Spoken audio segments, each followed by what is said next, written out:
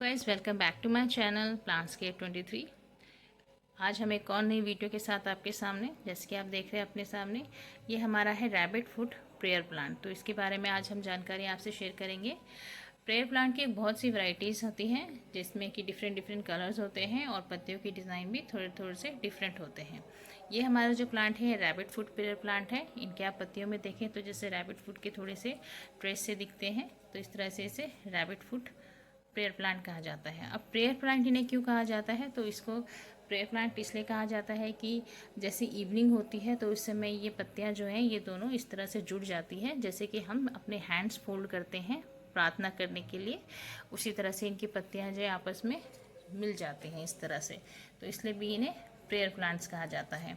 और आप देखेंगे जब आपका प्लांट प्रेयर प्लांट जो है जब ज़्यादा अंडर वाटर हो जाता है, जब इसका जो सॉइल है काफ़ी ड्राई हो जाता है या बहुत ज़्यादा जब धूप हो जाती है, तब भी ये पत्तियाँ अपनी इस तरह से जोड़ लेती है। इसका कारण ये है कि ये अपनी पत्तियों से पानी को इवेपोरेट होने से बचाती हैं, इसलिए ये अपनी पत्तियों को इस तरह से फोल्ड कर लेती हैं। अब आप अपने घर में अगर प्रेयर प्लांट लगाते हैं तो उसके लिए मैं बताना चाहूँगी, इसकी सनलाइट की रिक्वायरमेंट है। ये इनडायरेक्ट सनलाइट से चाहिए होती है, ब्राइट लाइट। ये जैसे कि ट्रॉपिकल फॉरेस्ट का प्लांट है तो उस हिसाब से इसको इनडायरेक्ट ब्राइट सनलाइट चाहिए। डायरेक्ट सनलाइट अगर आप इसे देते हैं, अगर डायरेक्ट सन की लाइट पर रखते हैं तो इसकी पत्तियाँ इस तरह से हल्की सी बर्न होने लगती हैं, जलने लगती हैं, और ये जो पत्ती है इसकी ये काफ़ी ड्राई हो जाती है और हल्की हो जाती है। तो डायरेक्ट सनलाइट पे आप इसे नहीं रखेंगे। दूसरी बात करते हैं इसके वाटर की। तो वाटर जो है अपने इसकी मिट्टी को हमेशा मॉइस्ट रखना है, ज़्यादा इसको अंडर वाटर नहीं रखना है। अंडर वाटर रखते हैं तब भी इनकी पत्तियां जो है ड्राई हो जाती हैं और भूरी हो जाती हैं। तो आपने मिट्टी जब आपको लगे आपके पॉट की मिट्टी की ऊपर लेयर जो है वो सूख चुकी है तो आप इसे वाटरिंग करेंगे।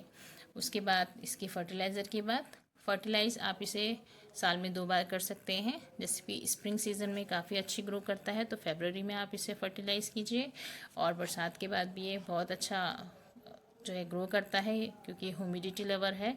तो बरसात में जैसे कि अच्छी ह्यूमिडिटी मिलती है तो ये काफ़ी अच्छा ग्रो करता है। तो आप सितंबर अक्टूबर में भी इसे अच्छी तरह से फर्टिलाइज़ कर सकते हैं। फर्टिलाइज़ करने के लिए आप कावडंग कंपोस्ट ले सकते हैं, जो आसानी से हर जगह उपलब्ध हो जाता है। अब बात करते हैं इसको मिट्टी कैसे बनानी है आपने। तो मिट्टी जो है आपने वेल ड्रेन बनानी है। आपने कुछ पार्ट गार्डन सॉइल लेना है, कुछ पार्ट इसमें आपने लेना है कावडंग कंपोस्ट, थोड़ा सा सैंड बालू, और आप थोड़ा सा इसमें फंजीसाइड भी मिलाइएगा। क्योंकि फंजीसाइड से क्या होता है कि आपकी मिट्टी में फंगस की दिक्कत नहीं होती और प्लांट आपका आसानी से ग्रो करता है।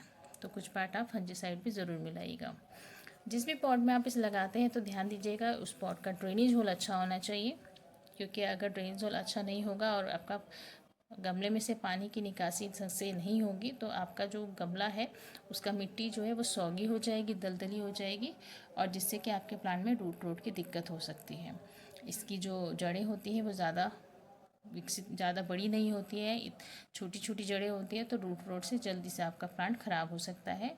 तो आप पानी जो है वो भी लिमिटेड दें और गमले का ड्रेनेज होल भी आप ध्यान से देखें। अब बात करते हैं इसके प्रोपोगेशन की। तो ये प्रोपोगेशन हो जाता है, मल्टीपल हो जाता है बड़ी आसानी से इसकी रूट डिवीज़न के द्वारा। देखिए ये एक प्लांट था मदर प्लांट, उसके बाद ये मेरे पास अभी 5 प्लांट्स हो गए हैं इसके। ये देखिए जब मैंने फरवरी में से शिफ्ट किया था तो ये अभी नया प्लांट आया है, इसमें बेबी प्लांट। आप इसको निकाल के अब इसके रूट डिवीज़न करके रूट से निकाल के आप दूसरे पॉट में लगा सकते हैं।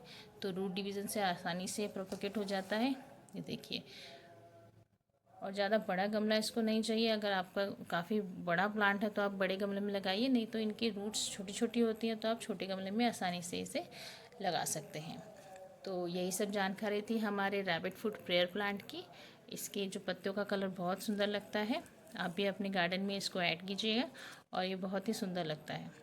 तो फिर मिलते हैं किसी और नई वीडियो में किसी और नई जानकारी के साथ। तब तक के लिए take care, goodbye, thank you.